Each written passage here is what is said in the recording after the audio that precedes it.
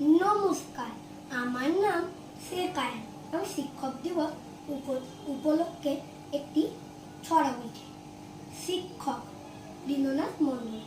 শিক্ষক মানে শিক্ষাগুরু, মোদের জ্ঞানের দাতা, অন্ধকারে আলোর দিশা, জ্ঞান জগতের ত্রাতা।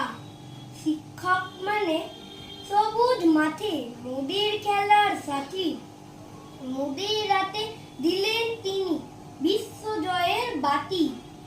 শিক্ষক মানে মানুষ গড়ার আসল কারিগর, মোদের কাছে তিনি হলেন খাঁটি পরশ পাথর।